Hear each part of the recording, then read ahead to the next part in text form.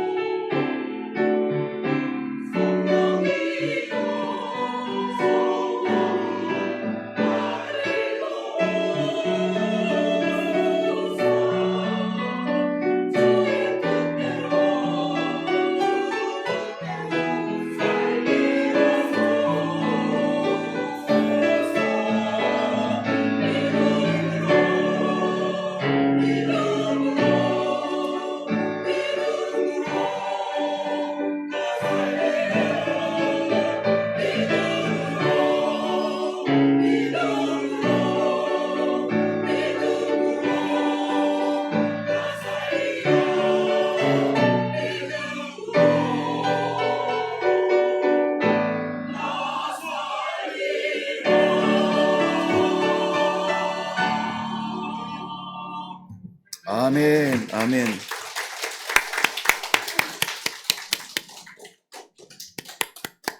우리 홍장표 장로님 일어나서 박수 치셨어요. 주체가 안 되죠, 장로님. 예, 저도 주체가 안 되네요. 정말 어떤 성악가들을 모아놓은 찬양보다 가슴이 뜨겁고.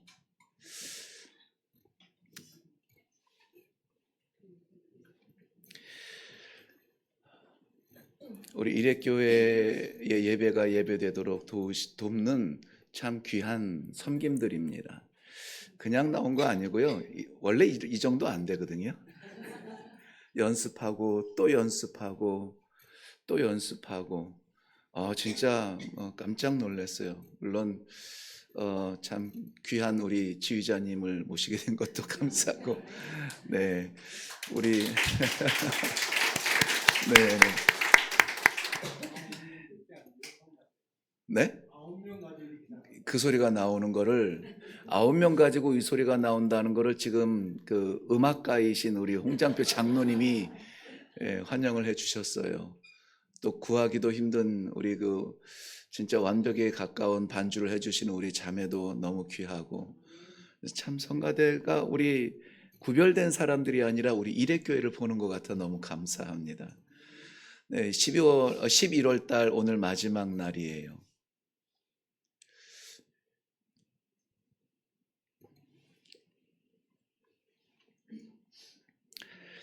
감사하자고 이렇게 우리가 11월 달에 매주마다 우리를 건져주신 아버지 감사합니다. 고쳐주신 아버지 감사합니다. 감사할 수 있는 마음을 주신 거 감사합니다. 매주마다 이렇게 고백을 하면서 다짐을 해왔건만 우리 장로님 기도하신 대로 우리가 잊었던 감사는 없는가 돌아보게 하시고 11월 마지막 주일을 이렇게 감사로 감격으로 예배드릴 수 있도록 해주시니 얼마나 감사한지 몰라요. 오늘 116편 마지막은 할렐루야로 끝납니다. 할렐루야. 뒤에 그 야는 야훼 여호와라는 뜻이죠. 그래서 할렐이라고 하는 감사, 찬송, 영광이 방향성을 가질 때 루가 붙고요. 그래서 할렐루야는 하나님께만 드리는 감사의 찬송이거든요. 그런데 이 시편 113편부터 118편까지는 찬송의 시다, 영광의 시다, 이렇게 좀 모아놓은 듯 이렇게 컬렉션 같은 그러한 시예요. 감사의 찬송이 모여져 있는 그러한 시가 이곳에 모여져 있습니다. 오늘 우리가 할 수 있는 모든 정성과 힘을 다해서 우리의 일회교회의 이 예배가 함께 예배드리는 예배자의 모든 감사의 엑기스가 꽉 짜여져서 오직 하나님께만 올려드리는 그러한 예배가 될 수 있기를 바랍니다. 특별히 이 115편부터 113편부터 이 할렐 찬양이 시작이 되는데요. 115편부터 118편까지의 그 감사의 배경은 이스라엘 백성들의 기억 속에 있는 역사성을 배경으로 하고 있습니다. 문자적인 시대가 그렇게 오래되지는 않았어요. 저가 그 아프리카에서 사역했던 저희 부족도 문자적인 부족은 아니고요. 어떤 기록 전승이 아니라 구전 전승이에요. 문자를 남겨가지고 역사를 기록해서 언제 무슨 일이 있었고 이것이 아니라요. 그것보다 더 무게가 있고 가치가 있는 이 전승, 입에서 입으로 전해지는 전승 개념의 그러한 부족 역사를 가지고 있습니다. 어떻게 해서 그러면 그 부족의 역사가 지금도 어린아이들도 알아요. 우리의 시조는 누구고 그 시조가 무슨 일을 해서 우리의 부족이 만들어졌고 우리 부족의 역사가 언제 어떤 일을 만났고 그 전쟁에서 어떤 전략으로 싸웠고 우리 어린아이들도 그것을 꿰뚫듯이 알아요. 그 이유가 뭐냐면 1년에 3월 달에 꼭 우리 부족이 축제처럼 모이는 그러한 날이 있습니다. 이틀에서 3일인데 보통 3일 정도 잔치를 하거든요. 그 3일 동안은 예를 들어서 이제 유학 갔던, 그러니까 멀리 도시에 나갔던 우리 젊은이들도 돌아오고요. 장사하러 나갔던 사람들도 장사를 접고 돌아와요. 돌아오는데 그냥, 내일인데 하고 그냥 오늘 출발할 수 있는 그런 상황이 아니잖아요. 이틀 걸릴 수도 있고 3일 걸릴 수도 있고, 그런데도 돌아와서 이 단바 축제, 이 3월의 축제를 하거든요. 그 3월에는 모여서 저희들이 다른 거 하지 않고요. 추장님 댁이 이렇게 있으면은 그 추장님 댁 앞마당은 굉장히 넓어요. 동네 사람들이 다 모여서 꽉 차면은 다 앉을 수 있을 만큼 그렇게 넓거든요. 그리고 그 마당에 앉아가지고 추장님이 가운데 앉고, 이제 우리 장로님들, 우리 교회 장로님들이 아니라 엘더들이죠. 그 교회 마을의 어르신들이 이제 추장님 주변으로 이제 쫙 앉습니다. 그리고 그들을 마주 앉아서 이제 우리 동네 사람들, 나갔던 사람들, 어린아이부터 어른까지 다 앉아요. 그리고 서로 마주하면서 그때에 이제 북 소리가 이제 시작이 되는 거예요. 그래서 북을 이제 공공이라고 하거든요. 그래서 공공비터라고 하는데요. 우리 다곤바 부족에 북을 치는 사람은 아무나 치는 게 아니에요. 아무나 손댈 수도 없고요. 북을 치는 사람은 그 가문이 아예 그 북만 치게 돼 있어요. 이게 북 소리가 변하면은 안 되고 박자가 변하면은 안 돼요. 오늘 찬양팀이 찬양할 때에도 이 반박자 뭐 이렇게 혼란스러워 가지고 이제 막 열심히 연습하던데요. 그렇게 박자도 정확해야 되고, 그 두드림, 이 비터라고 하죠. 그 두드림 비팅도 일정해야 돼요. 그래서 그분의 가문은 일부 예배도 이제 예를 제가 드려서, 만약에 홍장표 장로님이 그 공공비터라면은 우리 부족에, 우리 마을에, 그러면은 그 아들도 다른 직업을 갖지 않아요. 아버지에게서 그 북 두들기는 그걸 배웁니다. 그리고 그 손자도 또 그걸 배워요. 그래서 그분의 가문은 북만 치는데요. 북만 치느냐면은 그게 아니라, 진짜 중요한 것은 그 북의 음률에 맞춘 우리 역사, 다곤바 부족의 시조가 누구이며 어떻게 해서 이 마을에 들어왔으며 여기에서 정착할 때 무슨 일이 있었으며 전쟁에서 그는 어떻게 했으며 막 이런 것들을 우리는 붉은 사냥꾼이 저희 시조의 이름인데요. 그 사람의 역사와 가족과 어떻게 해서 후손이 났고 막 이런 것들을 하나도 틀림이 없이, 단어도 변함이 없이 계속해서 그것을 밤새도록 해요. 밤새도록 하고, 이제 그 권위 있는 아버지가 그걸 하다가 지치면은 그 아들이 또 이어서 하고, 아들이 이제 좀 쉴 동안에 그 맡았던 부분 맞추면 또 다시 이제 아버지가 하고, 대체적으로는 가장 어른이 그것을 이어가지만은 아들과 손자까지 그렇게 해서 그것을 이어가요. 근데요, 이것은 헌법보다 중요하게 우리가 붙드는 거예요. 나라의 법보다 중요하게 지키는 거예요. 왜 우리 흔히 그런 이야기 하죠? 법은 멀고 주먹은 가깝다. 네. 그래서 뭔지 모르겠지만 우리가 나라에도 법이 있지만은 우리 민족의 전통과 전승을 지키는 일에 얼마나 심각한지 저는 체감하면서 살았잖아요. 그러니까 오늘 이러한 전승되어져서 내려오는 이 찬양 같은 거가 얼마나 이스라엘 백성들에게 중요한지를 아는 거예요. 이스라엘 백성은 전승 문화입니다. 그래서 저들은 굉장히 이 전승, 이마에 새기고 팔에 새기고 가르쳐 지키게 하고 1년에 모든 행사가 다 마쳤을 때, 이제는 아무것도 할 수 없을 때 어떻게 해요? 모든 풍요로운 창고와 내 안락한 집을 내려놓고 광야로 나아가서 천막을 짓고 일주일 동안 그 절기를 지키는 게, 그게 초막절이에요. 그게 뭐라고요? 하나님께서 어떻게 우리를 광야 생활 40년 동안을 지켜주셨는지에 대하여서 자손들에게 교훈하고 설교하는 거예요. 조금하고 오락하고 이것이 아니라 그냥 계속 일주일 동안에 그 역사를 다 암기할 수 있도록 전승하는 거예요. 그래서 전승이라는 단어는 굉장히 중요합니다. 지금 왜 한국교회의 믿음이 식어지고 믿음이 변질되고 복음이 사람 입맛에 맞추어지고 우리가 듣기 좋은 설교를 찾아다니는 줄 아세요? 복음이 전승이 되지 아니하고 우리가 때에 따라서 좋아하고 우리가 급한 것들, 우리가 원하는 것들을 찾기 때문에 그래요. 우리의 상황과 형편이 아니라 이것을 초월하여서 감사할 수 있는 믿음이 회복되어져야 되는 거예요.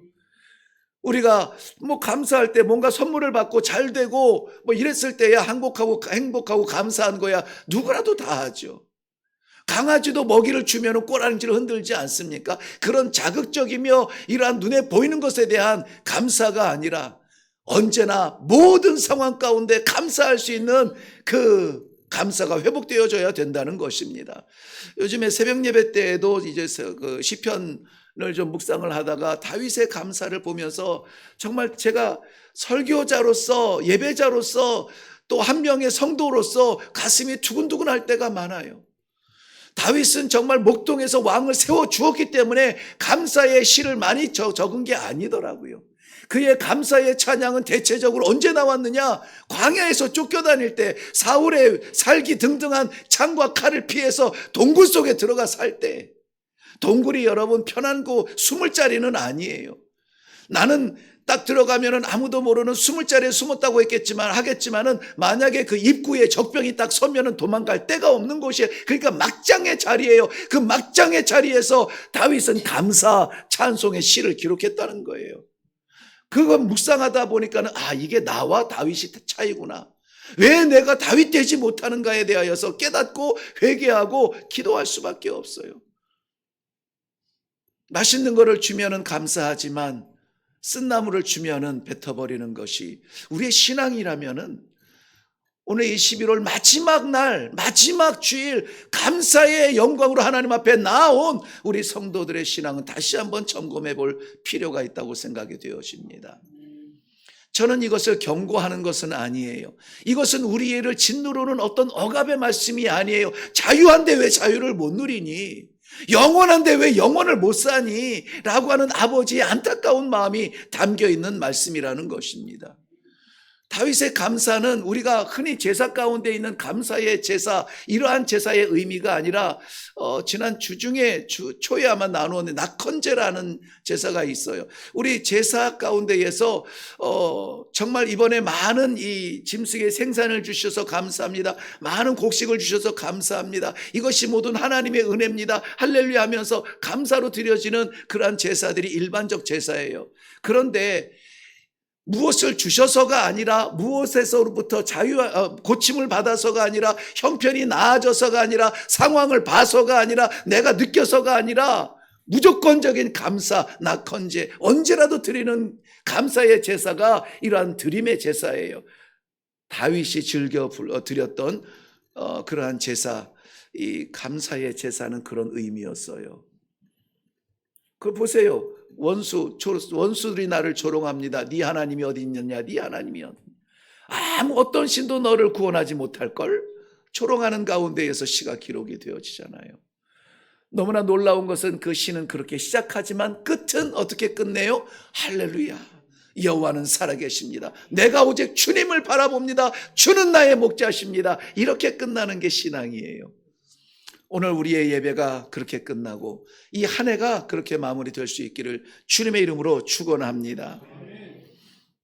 감사는 은혜 받은 모든 성도들이 누리는 축복입니다. 여러분, 이 감사는 훈련이고 감사는 연습이고 감사는 반응이에요. 우리 감정적인 표현이 아니라 벽에 공을 던지면 공이 툭 튀어나와야 정상인 것처럼 은혜를 받은 사람에게는 감사가 나와야 돼요. 그래서 저는 반강제적으로 요청하지 않습니까? 감사를 입에 달고 사세요. 하나님 감사합니다. 하나님 감사합니다. 병들었습니까? 하나님 감사합니다. 그래도 이렇게 숨을 쉴 수 있도록 하시니 감사합니다. 망해서 추락했습니까? 하나님 감사합니다. 그래도 밑바닥 없는 구렁텅이 수월에 던져지지 아니하고 바닥을 체험하게 하시니 감사합니다. 여기에서 하나님을 보게 하시니 감사합니다. 다시 일어날 수 있도록 기도하게 하시니 감사합니다. 우리에게 주신 모든 것이 우리는 기회라고 했어요. 여기에 종점에서 사는 사람이 없어요. 우리의 건강도 기회입니다. 우리의 물질도 기회입니다. 우리의 가정도 기회고 우리의 예배도 기회입니다. 이것이 종점이 되지 아니하도록 우리가 기회를 산다면은 이 기회를 통하여서 무엇을 이룰 겁니까? 인생의 대박을 이룰 겁니까? 썩어져 없어질 것, 잠시 내 손에 있다가 사라질 것을 위해서 우리가 힘쓸 겁니까? 아니면 세상은 변해도 변치 아니하시는 우리 하나님의 사랑으로 기록하신 생명책에 기록된 내 이름 이태현, 누구도 빼앗을 수 없는 그 이름이 빛날 수 있도록, 기록하신 아버지 마음이 흡족하며 기뻐하실 수 있도록 우리의 기회를 사용하실 겁니까? 오늘 말씀을 보면은 우리의 삶의 자리와 하나님의 기대와 우리의 결단의 모든 것들이 다 담겨져 있습니다. 이전 것은 다 지나갔다고 했는데요, 그것은 우리의 예수 없는 그러한 삶을 이야기하겠지만 어쨌든지 이 예배 이전의 모든 것이 다 잊혀진다 할지라도 오늘 몇 가지 하나님께서 말씀 중에 주시는 귀한 이 기회를 좀 붙잡을 수 있기를 바랍니다. 먼저 12절 말씀 볼게요. 12절 말씀 보면 내게 주신 모든 은혜를 내가 여호와께 무엇으로 보답할까? 한 단어 한 단어가 너무 소중합니다. 우리 교회가 특별히 이 사도신경, 우리 신앙의 고백을 또박또박 단어를 흐트러뜨리지 아니하고 좀 주의 깊게 고백하는 데는 이유가 있어요. 그 한 단어 한 단어를 없이 우리가 산다? 이것은 너무 진짜 용기 아니면은 가능하지 않습니다. 오늘 본문 말씀도 그래요. 내게 주신 모든 은혜를 누구한테 주었어요? 내게 주셨다는 거예요. 그럼 누가 받은 겁니까? 내가 받은 거예요. 내가 받은, 성경에 기록된 내게 주신 은혜라고 했으니까 나는 은혜가 없는, 하나님은 왜 나를 이토록 이렇게 어렵게 만드느냐라고 불평하지 말고 이유를 찾아야 돼요. 하나님 감사합니다. 부는 바람도 하나님의 섭리고 은혜인데 내가 흔들리는 것은 무엇 때문입니까? 물어보세요.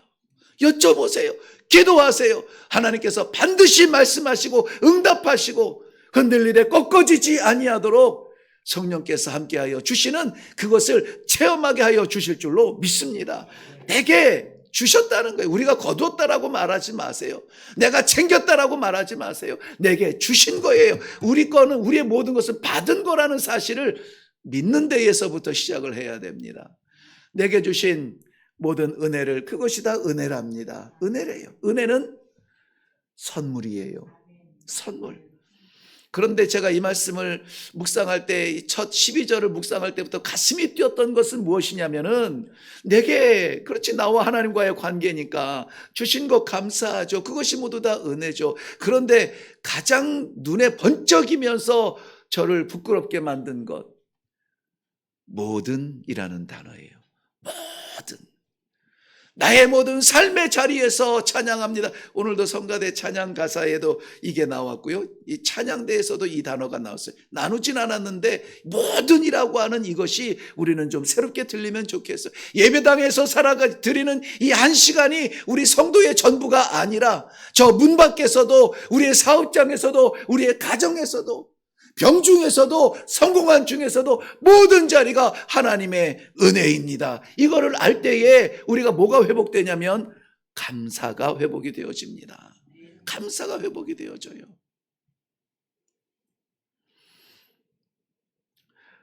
시편 116편 전체를 보지 않았지만은요, 그 내용을 보면은 이게 평온한 상태에서 드린 것은 아니에요. 편할 때야 미소가 나오고, 편할 때야 감사가 나오고, 흥얼흥얼 콧노래라도 나오지요. 그런데 아까 말씀드린 것처럼 이 이스라엘 백성들의 기억 속에서는, 저들이 기억하는 그 역사 속에서는 아무것도 없던 아브라함에서 시작을 하죠. 노예처럼 살아갔던 애굽에서 시작하죠. 그러니까 출애굽에서 시작을 하죠.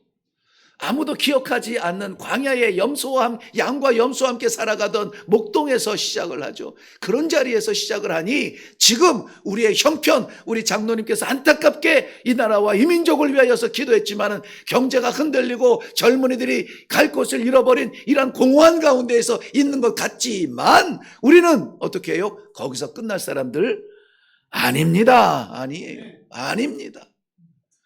오늘 3절 말씀 한번 보시겠어요? 3절 말씀을 보면 사망의 줄이 나를 두르고, 이 두른다는 것은 칭칭 감고 수월의 고통이 내게 있으므로 내가 환난과 슬픔을 만났을 때에 야, 저는요 좀 물질이 돈이 좀 많아봤으면 좋겠다 이런 생각을 했다 그랬잖아요. 할 일이 많으니까, 하고 싶은 일이 많으니까, 저 청년도 진짜 한번 이럴 때 조그만한 한 몇 평짜리라도 한번 좀 일을 할 수 있도록, 잡을 할 수 있도록, 이 실력도 있고 뭐 다 좋은데 돈이 없어 저렇게 좌절하고 있는데 믿음으로 살려고 몸부림을 치는데 한번 기회라도 주면은 좋겠다. 교회가 좀 능력이 있고 힘 있고 그러면은 도와줄 선교사님들이 얼마나 많습니까? 이웃들도 얼마나 많아요. 그래서 좀 그런 욕심이 있는데, 요전에 제가 얼마 전에 뉴스를 한번 보고 좀 섬찟했어요. 저는 이제 잃을 게 별로 없는 사람인데요. 돈이 많은 사람이 잃으니까는 어마어마하게 잃더라고요. 미국뿐이 아니라 대표적인 세계의 갑부라고 하는 미국의 암흑에 있잖아요. 아무튼 중요한 것도 아닌 것 같은데, 그냥 한마디 뉴스 때문에 1조 몇 천억이 사라졌다든가 막 그래요. 관심들이 없으시니까, 워낙 거룩하시니까는 신경 안 쓰시겠지만은, 철렁했어요. 1억 2천이 아니에요. 1억 몇 천이 아니에요. 조 단위로 재산이 증발했다는 표현을 하더라고요. 뉴스에서는 증발해버렸다고 그렇게 얘기해요. 그거 어떻게 잠을 자지? 그러니까는 그냥 약도 먹고 상담도 받고 그래야 잠을 자는구나. 참 많은 것을 준 것 같지만은 너무나 안타깝다, 이런 생각이 들더라고요. 오늘 이 시를 기록한 시인도 마찬가지예요. 사망의 줄이 칭칭 감고 삶의 소망이 전혀 없을 것 같은, 도대체 내 인생은 왜 이래? 왜 나에게는 소망이 없는 거야? 가슴을 치면서 수월에 추락한 것 같은 그러한 상황 속에서, 할렐루야 아닙니까? 그러한 가운데에서 회사는 쫄딱 망하고 사람들은 나를 기억조차 안 하고 내 친구도 나를 외면하는 인생의 바닥친 그 자리에서 어떻게 하십니까? 오늘 이 116편이 그런 상황에서 시작을 했지만 할렐루야로 끝날 수밖에 없었던 아주 중요한 전환점이 있어요. 그 바닥에서 어떻게 한다고요? 4절 보세요. 내가 여호와의 이름으로 기도하기를, 여호와여 주께 구하오니 내 영혼을 건지소서 하였도다. 여호와여 내가 주께 구합니다. 여호와여 주를 찾으며 부르짖었다는 것입니다. 우리 여호와께서는, 우리 아버지께서는 은혜로우시며, 세상의 사람들은 내가 잘 될 때 눈 뜨고 보고 안 될 때 눈 질끈 감아버리지만 불꽃 같은 눈동자로 나를 살피시는 여호와는 순간도 놓지 아니하시고 내 머리털까지 세심바 되시는 여호와 하나님의 그 사랑, 그 진지한 사랑은 우리를 외면하지 아니하시고 우리를 지켜주시며 인도하시며 섭리, 간섭하신다는 사실을 믿으시기를 바랍니다. 그러니 감사한다고 해서 감사하고 또 힘들다고 해서 저주하고 이런 오르락내리락 신앙이 아니라 변함이 없는 신앙을 갖기를 원합니다. 왜냐하면 우리가 실패한 그 자리에서 우리는 끝나지 않는다고요. 넘어졌는데 자빠지지 않는다고요. 부족하지만 버림받지 않는다고요. 이렇게 예배자의 자리에서 하나님을 마음껏 찬양하며 여호와 아버지라고 부르며 기도할 수 있는, 세상의 방법, 경제, 질서, 정치인들의 그 지혜, 모든 것을 다 초월한 아버지의 지혜를 구하며 이 말씀을 받고 있다는 이 자리가 얼마나 감사합니까? 얼마나 감사해요. 그렇다면은 오늘 본문은 이렇게 시작을 합니다. 12절 다시 한번 볼게요. 다 같이 한번 읽을까요? 시작. 내게 주신 모든 은혜를 내가 여호와께 무엇으로 보답할까? 퀘스천 마크, 질문이에요. 받는 것으로 배불러 끝없는 채움으로 만족하지 아니하고 이 은혜를 어떻게 하면 좋아요? 이 은혜를 어떻게 하면 좋아요? 어떻게 하면 갚을 수 있습니까? 라는 질문에서 우리의 예배가 시작되어져야 된다는 것입니다. 그런데 어떻게 보답할까 고민하는 것에서 끝나지 않아요. 우리 13절 이후에 보면 내가 구원의 잔을 들고 여호와의 이름을 뭐해요? 부르며 구원의 잔을 들고 여호와의 이름을 부른다는 것. 이 구원의 잔이라고 하는 것은 구약시대 제사의 형태 중에 하나인데요. 제사를 드리는 그 제물에게 제사를 드리는 그 사람의 모든 죄가 전가되도록 안수하고 기도하고 나서 그 제물이 되는 내 죄를 담당하고 있는 그 제물은 정말 처절하리만큼 다 찢기고 뜯기고 나누어지고 조각나고 껍질은 벗겨지고 내장은 분리되고 기름기는 버려지고 몸은 조각나고 그리고 나서 어떻게 해요? 태워지는 거예요. 그런데 여러분 그 태워지기 전에 이것이 고깃덩어리가 아니라 예배를 드리는 내 심정이 무너지지만은 아버지 용서하여 주옵소서. 아버지 별낯이 없지만은 그러나 하나님 내 손 붙잡는 것 놓지 말아 주옵소서. 간절한 마음으로 예배자로 나온 그 사람의 생명이라는 거예요. 그래서 마지막에 붓는 게 뭐냐면 태우기 전에 이 관제라고 이 포도주를 그 제물에 이렇게 부어요. 포도주를 우리가 세례를 받을 때에 물로 세례를 받을 때에 더 이상 내 삶이 아니라 이전 것은 지나갔으니 내가 예수 그리스도의 사람으로 살겠습니다.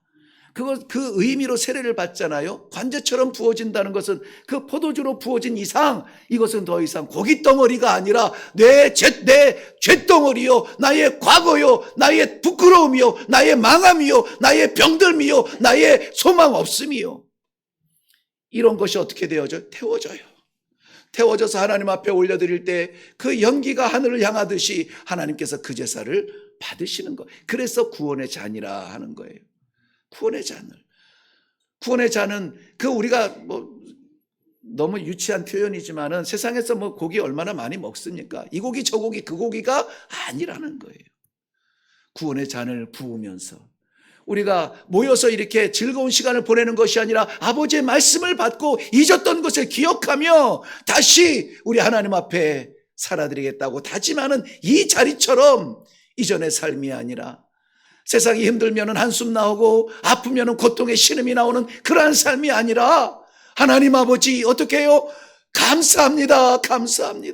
고통의 신음이라도 지를 수 있는 이 순간에 내가 아버지를 부르니 감사합니다. 한 발자국도 움직일 수 없는 갇힌 것 같은 삶이지만 아버지와는 날마다 영통하게 하시니 감사합니다. 왜 찬송이 멈추었습니까? 왜 기도가 멈추었습니까? 하나님의 은혜가 부족한가요? 하나님의 사랑이 부족한가요? 구원의 잔을 들고 예배자로서 하나님을 만날 수 있는 축복이 있기를 주님의 이름으로 축원합니다. 우리 정체성도 잊을 때가 많아요. 그래서 정신 차리지 않으면은 내가 진짜 목사인지 성도인지 내가 하나님의 사람인지 깜빡 잊을 때가 많아요. 정신 차리고 앉아있는 예배당의 예배자의 자리에서도 누가 왕인지 자리조차 구별 안 되는 때가 우리에게는 있어요. 정신 안 차리면 그렇다고 긴장해야 돼요. 영적 긴장감을 가지고 아버지 이 예배를 받아 주옵소서. 나는 아무것도 은혜 받은 것도 없고 오늘은 지치고 피곤한데 오늘 설교 오늘따라 아직 안 길어요. 아직 안 긴데 오늘따라 설교도 길고 막 성가대는 왜 연습도 안 해서 화음도 안 맞고 오늘 너무 잘 맞은 거 아시죠? 근데 막 오늘따라 안 맞고 막 이런다 할지라도 아버지께 드려지는 예배, 아버지께 나아가는 발걸음이라면 감사합니다. 이래야 감사가 나오지 않아요? 내 귀에 거슬리고 내 마음에 안 들고 내 삶이 어렵다고 나를 바라보면은 말씀이 안 보이고 하나님이 안 보여요. 우리 모든 형편을 떠나 우리 하나님 앞에 우리의 헌신을 기억하고 우리 서원의 약속을 기억할 때에 우리의 정체성은 나타나는 겁니다. 물론 우리 하나님의 사랑하는 백성이고 그의 자녀죠. 그런데 아마 한 번쯤들은 다 경험들이 있을 것 같은데요. 이건 경험에서 끝나면 안 되는 거예요. 오늘 본문을 기록한 이 시편의 기자는 내가 여호와께 향하였던 나의 서원을 갚으리이다. 서원, 약속. 어떤 약속? 하나님께 드린 약속이에요. 하나님께서 구한 것이 아니라 우리가 약속을 드린 거예요. 근데 이런 약속은 아무 때나 안 하죠. 우리가 얼마나 지혜로운데 아무 때나 불쑥불쑥 약속합니까? 그것도 하나님한테. 그 약속을 할 때는 대체로 우리가 힘들고 죽을 것 같은 바닥에서 아이고 하나님 한 번만 살려주시면 내가 주를 위해 살겠습니다. 한 번만 나를 고쳐주시면 내가 주를 위해 충성하겠습니다. 저도 그랬어요. 저도. 아무도 바라보지 아니하는 곧질질이 머리 빡빡 깎고 중학교 1학년 아이 아무것도 모르는데 하나님께서 말씀으로 내 자신을 깨닫게 하셨어요. 내가 하나님의 사람이구나. 그때 고등학교 형님들 수련회를 쫓아갔으니까 다 막 등치가 이렇고 특별히 저희 그 교회 선배 가운데는 왜 그랬는지 모르겠지만은 아무튼 그 헬스하는 역도부 선수들이 몇 명 있었어요. 그 학교 역도부 하는 분들. 그러니까는 와 몸이 그때 보니 장난이 아니에요. 장난이 아니에요. 그래서 와 멋있다 멋있다 그러면서 그 형들 쫓아간 곳이 이제 이 수련회까지 어쩌자고 쫓아갔는데 거기에 보니까는 나는 얼마나 왜소하고 그때는 다 빡빡 깎았잖아요. 빡빡머리에 왜소하고 빼빼 마르고 보잘것없는 그 아이 누가 보겠습니까? 아무도 안 보는데 눈치만 보는 거죠. 눈치. 트리플 A형. 내가 이거 밥 더 먹어도 되나? 뭐라 안 쫓겨날래나? 막 눈치만 보고 어디 참 내 자리는 없나? 막 이런 거나 들여다보고 있는 그때에 하나님께서 그리스도께서 십자가에서 나를 위해서 죽으셨다는 그것을 로마서 5장 8절 말씀을 주시면 이것이 너를 향한 아버지의 사랑이라는 거예요. 아버지의 사랑이. 근데 그 사랑이 그냥 내가 발견한 사랑이 아니라 아버지께서 그 자기의 사랑을 뭐 하셨다고 그러죠? 확증하셨느니라. 확증하셨느니라. 확실히 증거했대요. 그러니 그 십자가 앞에 있는 내가 얼마나 부끄럽고 정말 펑펑 울면서 내 죄를 다 회개하고 하나님 웃으실지 모르겠지만 중학교 1학년 아이가 나머지 삶을 아버지를 위해서 살겠습니다. 아버지 겁니다. 그러고 했어요. 그런데 그 이후에 그렇게 살았느냐? 어딜 봐서. 네, 중학교 생활, 고등학교 생활, 아무튼 말도 못할, 말로 감당할 수 없는, 아무튼 그런 아주 못된 청소년으로 배회하며 이렇게 살아갔죠. 약속했는데, 하나님 거라고 약속했는데, 주를 위해 살겠다고 했는데, 내 삶은 그러지 못했다고. 왜? 기억을 못하니까. 수련을 마치고 가니 친구들이 탁구장에서 불러, 라면집에서 불러, 이런 쫓아다니면서, 기억을 못했어요. 고등학교 때도 더 그랬죠. 등치도 커졌죠. 이제는 제가 이거 중학교 때, 중학교 3학년 때 키예요. 고등학교 때 가니까는 이제 애지간한 애들 다 아래로 보이죠. 또 운동해가지고 까불면 다 질서가 정해지죠. 이런 삶을 살다 보니 하나님 없는 삶이에요. 목사님 아들로서 하나님 없는 삶을 살았죠. 나이 20에 찾아온 저항할 수 없는 그 질병은 젊은 놈이 왜 그래? 젊은 놈이 왜 그래? 삐삐 말라가지고 냄새나고 이러한 가운데에서 여러분 그 병은 저에게 저주가 아니었어요. 그 젊은 사람이 약 먹다가 그렇게 죽을 수는 없으니까는 하나님한테 한번 단판을 지어보라는 전도사님의 요청을 받고 그래서 저는 전도사님들의 그 툭 뱉는 말을 그냥 듣지 않습니다. 단판을 지어보지 그래 해가지고 기도원에 들어가서 단판을 지었던 때가 제 인생의 전환점이 됐죠. 네, 하나님 살려만 주시면 목사 없는 곳에 가서 목회하고 복음 없는 곳에 사명하겠다고 그때는 그냥 그렇게 나왔어요. 기도가 나왔어요. 급하니까 살아야 되겠고 살고 싶으니까 그냥 급하게 나왔어요. 그때 머릿속에 딱 떠오르는 게 그래도 이 낭만의 구석이 딱 저를 붙잡은 게 뭐냐면요. 목사들이 바글바글한 서울 시내 그 도시권에서 목회하지 않고 우리 한국에 섬이 많으니까 섬에 한 작은 섬에 들어가서 몇 가구라도 거기에 있는 분들하고 그냥 자그맣게 이렇게 교회 섬기면서 그렇게 그냥 목회를 해도 되지 않을까 하면서 목사들이 잘 안 가는 곳으로 갈게요 그랬어요. 근데 진짜 하나님께서 그걸 기억하시고 목사 없는 곳 선교지로, 난 그게 선교지라는 생각을 안 했거든요. 근데 그것이 선교지라고 했을 때도 저는 거부하지 못하고 선교지로 나아가서 그 복음, 그 은혜의 시간들을 다 보낸 거예요. 야, 이거 함부로 서원할 게 아니구나. 그런데 서원은 지킬 수 있도록 하나님이 해 주시는구나. 감사는 눈앞에 보이는 것에 이 반응을 하는 것이겠죠. 감정적 반응이겠지만은 서원은요, 결단하고 순종해야 이루는 것입니다. 서원한 것 있거든 잊으시면 안 돼요. 서원은 내가 작정한 것이 아니라 하나님이 받으시는 약속이에요. 우리 연초에 서원했습니다. 한 해만 더 기회를 주신다면 예배의 자리 지키고 예배자로 살겠습니다. 말씀 앞에 늘 순종하겠습니다. 기도 자리 붙들겠습니다. 하나님 앞에 속한 삶을 살겠습니다. 그러한 것들이 잊혀지지는 않았는지. 저는 연말이 되면은 굉장히 긴장하고요. 심장도 빨리 뛰고 온 세계는 막 울긋불긋 뭐 연말을 준비하느라고 난리가 나지만은 저는 벌써 한 달밖에 안 남은 거야.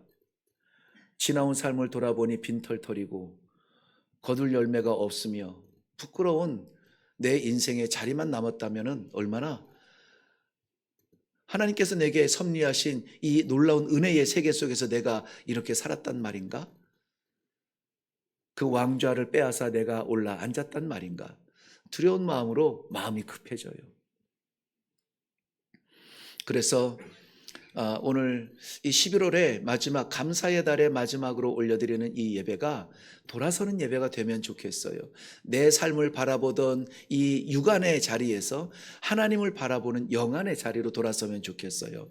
상황에 따라서 우리가 가슴치며 행복해하는 변덕스러운 삶이 아니라 변함없이 나를 붙드시는, 변함없는 눈동자로 살피시는 아버지와 동행하는 변함없는 믿음으로 회복되는 시간이 되면 좋겠습니다. 이러한 감사가 우리 가운데에서 날마다 넘칠 때에 예배의 자리가 아니라 우리 삶의 자리에서 지켜질 때에 그것이 우리가 드릴 예배고 그것이 하나님이 기뻐하시는 제물이라는 거예요. 로마서 12장 1절 말씀에도 하나님의 모든 자비하심으로 너희를 권하노니 너희의 몸을 산 제물로 드리라. 왜 드린대요? 왜 드려야 돼요? 이것이 하나님께서 기뻐하시는 영적 예배니라 말씀드리고 있어요. 그러니까 예배는 이 시간에 드려지는 이 한 시간의 예배가 전부 아니, 이것은 불꽃. 이것이 이 예배에서 우리가 불꽃이 튀지 않으면은 저 문을 나가서 태워버릴 게 없어요. 태울 수 있는 게 없어요. 그러니까 이 예배가 불꽃이 되어야 돼요. 이 예배가 어땠든지 나는 죽고 하나님의 말씀이 살고 나는 사라지고 하나님의 영광이 나타나는, 나는 무익할지라도 하나님께서 붙들어 사용하여 주시는 성도의 삶으로 거듭나지 않으면 저 세상에 나아가서 우리는 감당이 안 돼요. 안 됩니다. 여기에서 감사하지 못하면은 가정에 돌아가 보세요. 문 딱 열면은 한숨부터 나올걸요. 세상에 나가면은 눈꺼내 뜰 거예요. 어떻게 하면 좋지? 어떻게 하면 좋지? 이 자리에서 우리는 마음껏 채워지고 마음껏 충만한 하나님의 은혜를 다시 한번 체험하면서 감사하면서 찬송하면서 기도하면서 회복되어져서 나아가서 우리의 삶의 자리에 하나님의 은혜의 불꽃을 튕기며 살아갈 수 있는 그러한 성도들의 삶이 되기를 바랍니다. 12월을 이제 내일이면 12월 마지막 달이 시작이 되어져요. 어떠한 자매가 조용히 찾아온 것도 아니죠. 지나가는 자리에서 슬쩍 얘기하더라고요. 당사자가 있어서 두렵기는 합니다만은 제가 들은 얘기보다는 제가 경험한 이야기를 간증하는 것이 저는 제일 좋거든요. 목사님 12월 달에 우리 어떻게 해요? 12월 달에? 12월 달 하면 생각나는 게 뭐죠? 그렇죠. 크리스마스예요. 성탄절. 성탄절에 우리는 이제 뭐 찬양대는 뭐 칸타타 뭐 찬양을 준비하고 뭐 우리는 12월 성탄절에 무슨 선물을 주고받을까 하는데 이제 이 12월에 이 성탄절을 준비하는 마음이 저도 덜컥 났죠. 12월은 성탄절인데 그랬더니 자그마하게 그렇게 얘기해요. 우리 12달 가운데 가로 열고 12달 가운데 가로 닫고 마지막 남은 한 달은 전도하면 좋겠어요. 전도하면 좋겠어요. 네. 가슴이 철렁했죠. 이야, 하나님께서 참 귀하게 쓰시는구나. 전도하면 좋겠대요. 자녀들이 있는 사람으로서 올해는 선물을 뭐 해줄까 이런 것도 할 수 있잖아요. 파티는 어디서 할까, 친구들과의 만남도 약속이 되어 있고 뭐 다양한 생각들이 있는데 12월 달 마지막 기회, 우리에게 있는 마지막의 것을 전도하며 보내면 어떨까요? 저는 어려서부터 배운 게 그거예요. 아이에게도 배워야 된다. 그래서 이 쑥스럽게 이야기하는 그 종의 그 한마디가 뜨겁게 만들더라고요. 전도부장님을 단박에 불러서 우리 전도하며 올해를 마무리합시다. 그랬어요. 감사하지 못하면은 나아가지 못해요. 감사는 드러나야 되고 감사는 표현되어져야 돼요. 어린 아이들이요, 엄마 품에서 눈만 깜빡해도 얼마나 사랑스럽고 이뻐요. 다 주고 싶죠. 다 주고 싶어요. 내 몸에 젖이 아니라 내 피까지 다 주고 싶죠. 그런데 이 아이가 세월이 지나도 눈만 깜빡 다 컸는데 눈만 깜빡하고 있어 보세요. 어떡하겠어요? 너 좀 안 나가니? 너 친구도 없니? 너 이래야 되지 않을 거 아니야? 이래야 되지 않니? 좀 답답하지 않겠어요? 눈만 깜빡여서 예쁠 때가 있고요. 방이라도 이렇게 쓸면서 이뻐질 때가 있고요.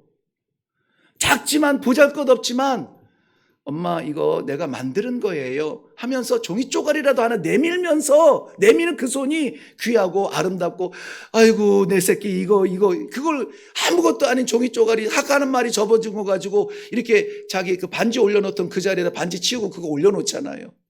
들고 나가고 싶잖아요. 사람들한테 자랑하고 싶잖아요. 이거 우리 애가 만든 건데 이러면서요. 우리의 감사는 어떤가요? 감사함으로 인정하나요? 받아들이고 새기고 있나요? 묻어두고 있나요? 감사의 서원은 어디 있나요? 하나님께 표현하며 감사합니다 외치며 찬송할 그러할 기회를 우리에게 주신다면 우리는 어떻게 할까요? 사랑해야죠. 섬겨야죠. 선포해야죠. 나누어야죠. 12월은 우리의 감사가 세상에 선포되어지고 이 감사를 알지 못하는 사람들이 감사의 그 영광을 체험할 수 있는 그러한 복이 우리 모두에게 있기를 주님의 이름으로 축원합니다. 기도하겠습니다. 사랑하는 주의 백성들의 삶 가운데 순간도 떠나본 적이 없는 하나님의 사랑이 오늘도 사랑하는 주의 백성들에게 말씀하여 주셨습니다. 너는 내 것이라. 한 번도 놓으신 적이 없고 떠나신 적이 없는 아버지의 사랑이 오늘도 우리의 가슴을 뛰게 합니다. 감사합니다. 아버지 감사합니다. 내가 어찌 해야 하겠습니까? 찬양하며 기도하며 선포하며 주의 이 사랑을 나누는 일에 게으르지 아니하도록 사랑하는 주의 백성들 일어나 나아가 복음으로 증거하며 생명을 살리는 놀라운 이 시대에 복음의 나팔수가 되게 하여 주시옵소서. 감사드리며 예수님의 이름으로 기도하옵나이다. 아멘.